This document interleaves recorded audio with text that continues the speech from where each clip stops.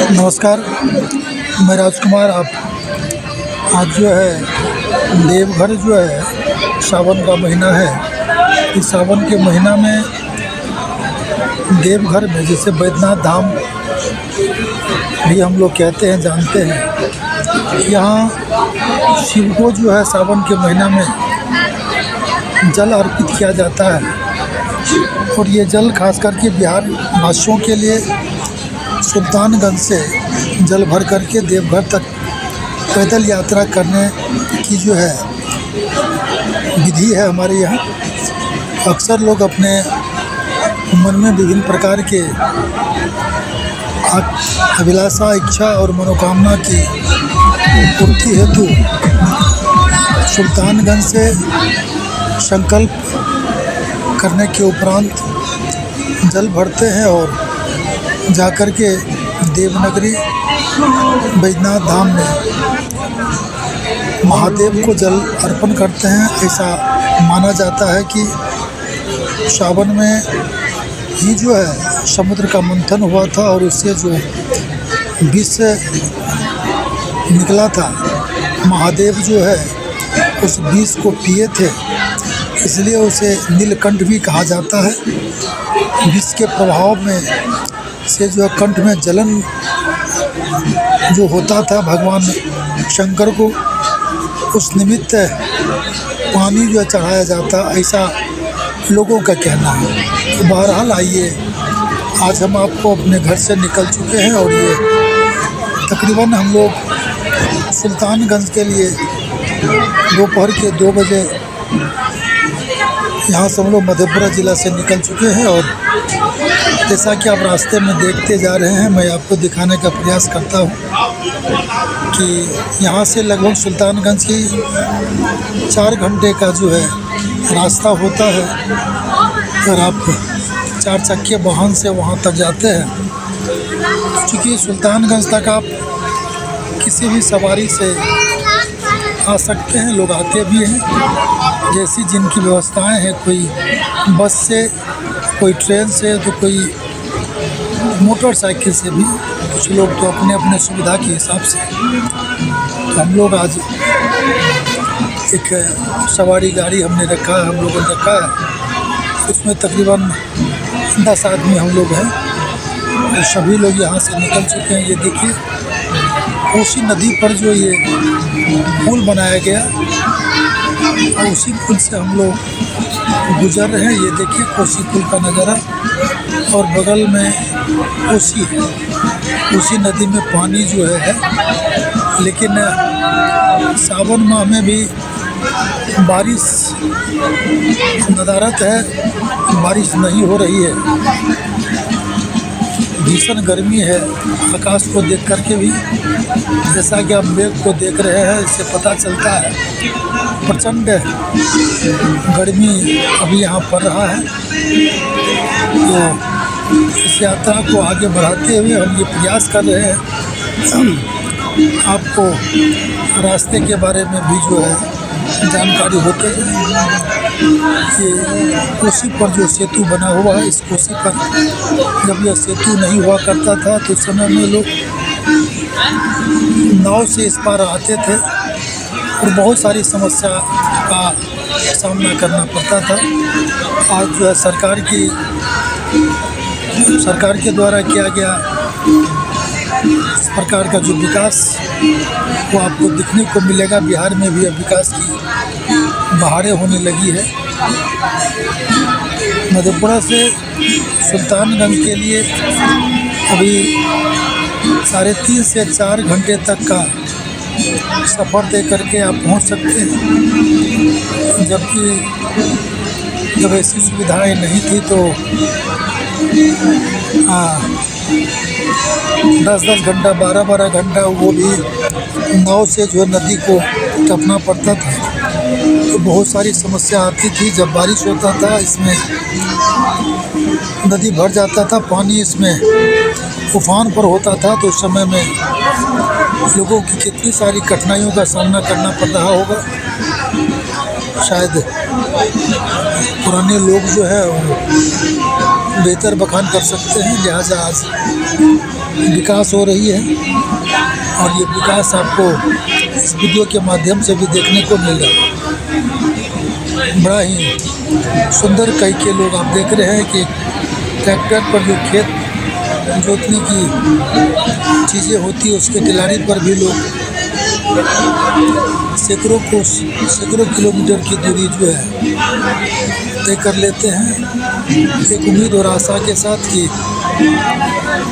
हिंदू धर्म का ये खास करके बिहार और झारखंड, खास करके हिंदू क्षेत्र हमारे यहाँ जो है, पड़ोस में नेपाल है, सिक्किम के भी लोग यहाँ आते रहे हैं। कई जगहों से जो भक्त लोग हैं, श्रद्धालु लोग हैं, वो इस माह में, सावन के महीना में जो है शंकर को जल चढ़ाने का काम करते हैं। लोगों का ऐसा मानना होता है कि इस माह में जल चढ़ाने से आपको जो है अनंत पुण्य का फल मिलता है। जैसे आप समझ सकते हैं, किसी भूखे प्यासे को अगर उनको खाना खिलाते हैं या प्यासे को पानी पिलाते हैं, जितनी सुकून उसे होती है और उनका जब आत्मा तृप्त होता है, उनके अंतर मन से जो आपके लिए दुआएं निकलती है वो आपको असर करता है।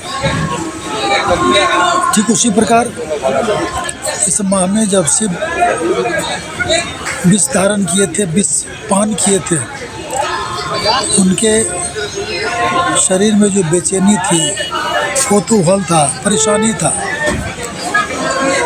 ठंडे जल के स्पर्श से उनकी जलन जो है कम होती है या शांत होती है। और जब आप उनके पीड़ा को कम करने के लिए आपकी भागीदारी होती है तो निश्चित रूप से महादेव प्रसन्न होते हैं और आपको मनोवांछित फल की प्राप्ति होती है। यह एक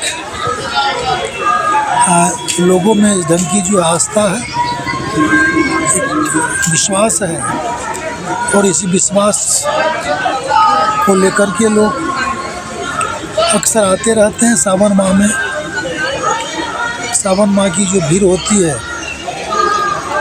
काफ़ी होती है, लाखों लाख की संख्या में लोग जल चढ़ाने के लिए आते हैं। सावन के बाद भी भादो में भी जो श्रावणी मेला का आयोजन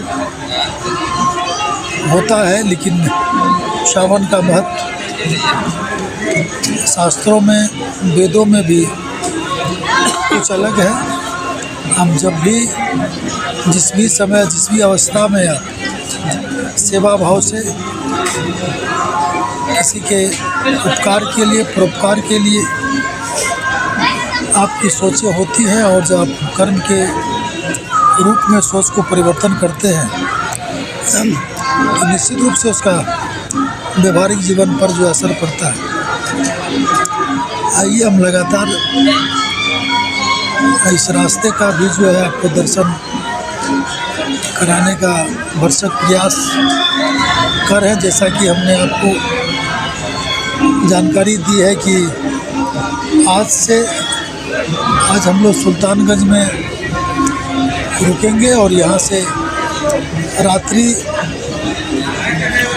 दूसरे पहर में 12 बजे के बाद 1-2 बजे तक हम लोग पुनः घाट पर जाएंगे और घाट पर जो स्नान पूजा आदि कर संकल्प के साथ जो है जल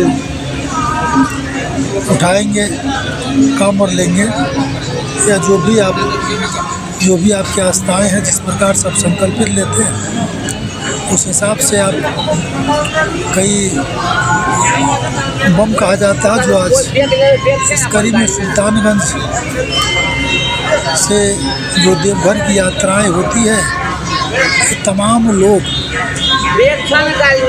गेरुआ वस्त्र में होते हैं, लाल वस्त्र में होते हैं, एक प्रतीक चिन्ह है और ये तमाम लोग, सभी लोग बम कहलाते हैं।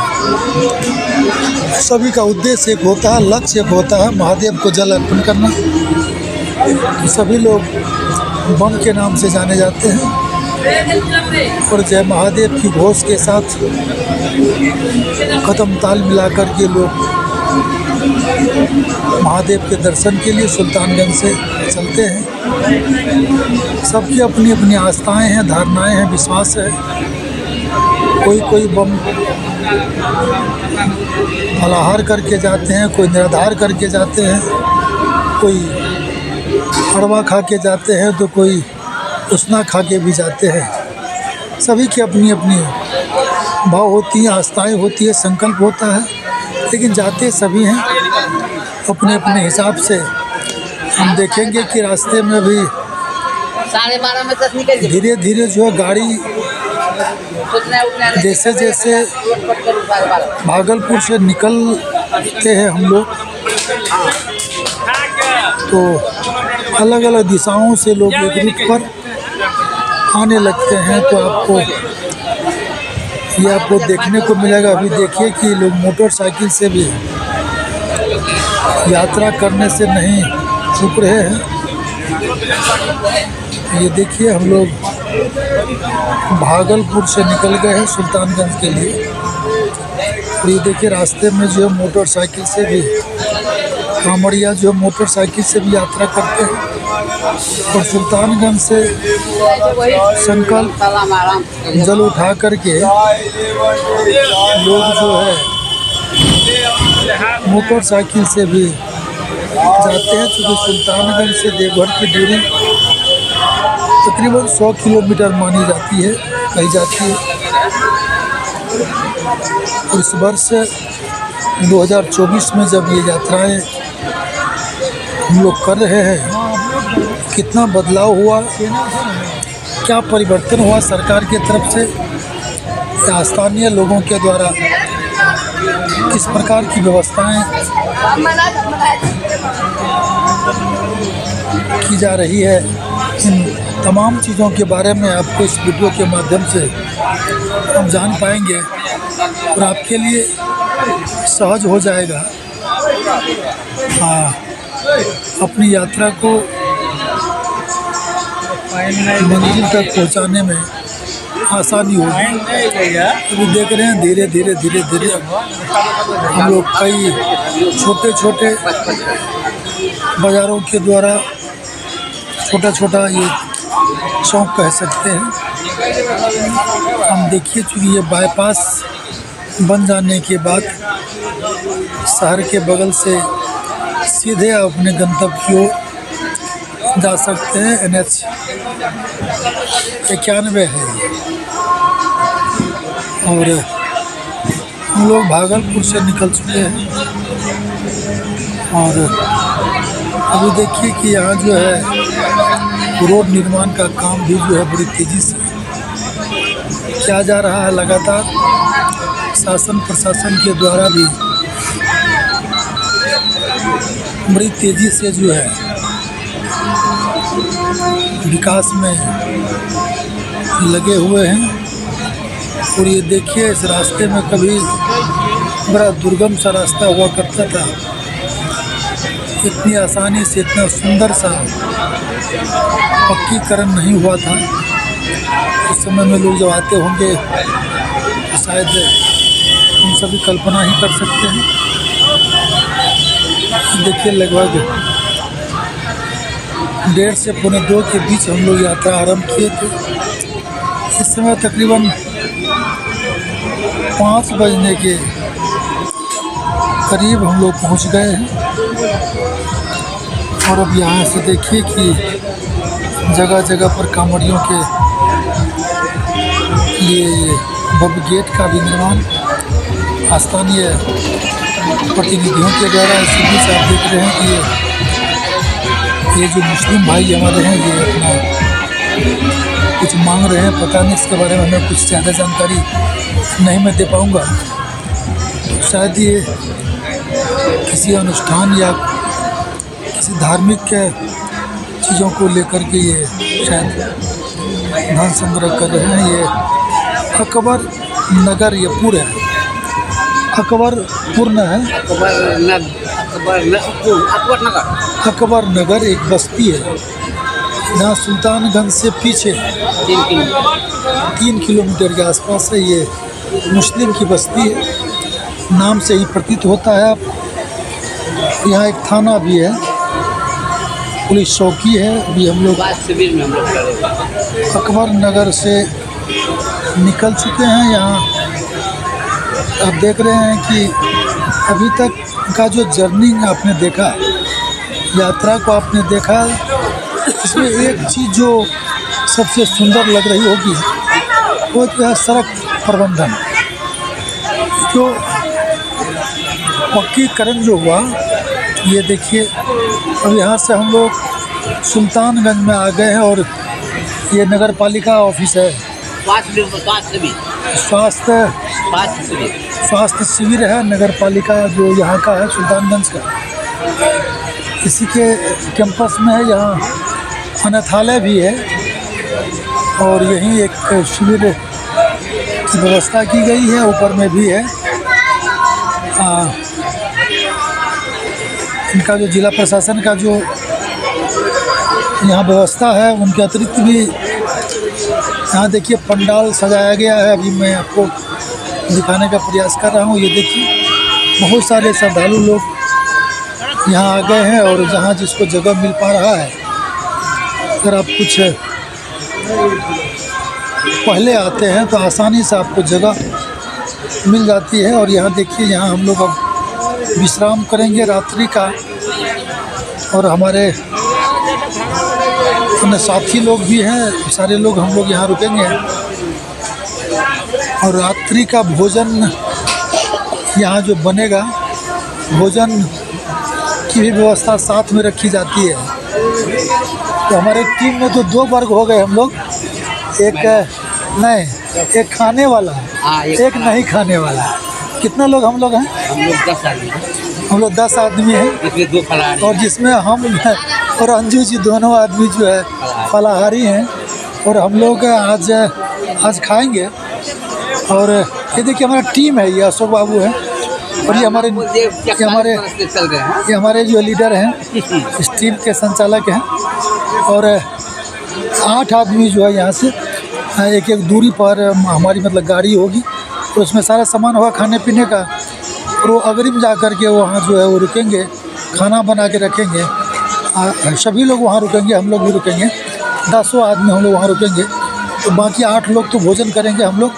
केवल जो फल, जब तक जलाभिषेक नहीं हो जाता है तब तक हम लोग जो फलाहार करेंगे, पानी लेंगे और जल अर्पण करने के बाद पुनः फिर जो है हम लोग मतलब भोजन करेंगे, अन्न ग्रहण करेंगे।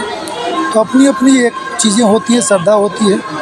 और हमारे जो अशोक बाबू हैं लगभग 40 वर्ष, 41वां वर्ष है, क्योंकि सन 84 से। हाँ, ये 84 से ही आ रहे हैं और लगातार ये आते रहे। इनकी आस्था सावन में भी हर साल सावन में ही आते रहे हैं। वैसे हम भी कई बार आए हैं, लगभग 4-5 बार तो आए हैं। लेकिन इस बार जब मैं आ रहा हूँ यहाँ, तो हमें लगता है कि 8 से 10 वर्ष ज़रूर हो गया होगा। और इतने अंतराल के बाद जब मैं यहाँ आ रहा हूँ तो बेहद ही उत्साह है और रोमांच भी है। और एक इच्छा आप लोगों के साथ आपको पूरे यात्रा का जो है चलचित्र दिखाता रहूँगा। और आशा करता हूँ कि ये आपको बेहद ही पसंद आएगा। आप इसके माध्यम से, इस चैनल के माध्यम से आप तीर्थ यात्रा का आनंद और फल दोनों प्राप्त करते रहेंगे। और देखिए ये शिविर का दृश्य है। यहाँ तो जो कांवड़ संबंधी जो चीज़ें हैं वो मनाया जाएगा। रात जैसे जैसे गाड़ी होती जाएगी, लोग कांवड़िया आते रहेंगे और यहाँ से सामान खरीदने। कुछ लोग तो घर से बना के लाते हैं और कुछ लोग यहाँ पे सजाते हैं। ये देखिए तरह तरह का जो बिजली की व्यवस्था है, लाइट की व्यवस्था है। और धीरे धीरे जैसे जैसे रात गाड़ी होती जाएगी, लोगों का आना यहाँ जो है आरम्भ होता रहेगा। और फिर जो है मध्य रात्रि के बाद 12 बजे के बाद सभी लोग यहाँ से 3, साढ़े 3 या 4 किलोमीटर यहाँ से सुल्तानगंज घाट की दूरी होती है। और यहाँ से लोग पैदल भी जा सकते हैं, या आप चाहें तो टोटो या ऑटो वगैरह से 10 रुपये का शायद यहाँ से भाड़ा लगता है। यहाँ उनका सेवा ले सकते हैं। आपको जैसा अच्छा लगे, जो भी आप गाड़ी यहाँ से आपका जो है साथ छोड़ देगा। यहाँ से गाड़ी वापस दूसरे रास्ता से फिर आपको अगले पड़ाव पर, जहाँ एक जगह और समय जो है तय होता है, आमतौर पर 10 से 15 किलोमीटर के रेंज में लोग ये मतलब तय करते हैं और वहाँ रुक करके फिर विश्राम करते हैं, आनंद लेते हैं। रास्ता में क्या कुछ होगा, आप हमारे साथ बने रहिए। कल से आपको जो लाइव हम दिखाने का प्रयास करेंगे। और आज इसी के साथ मैं यहीं आपसे विदा लेना चाहूँगा। मैं आशा करता हूँ कि हमारा ये वीडियो आपको बेहद ही पसंद आएगा।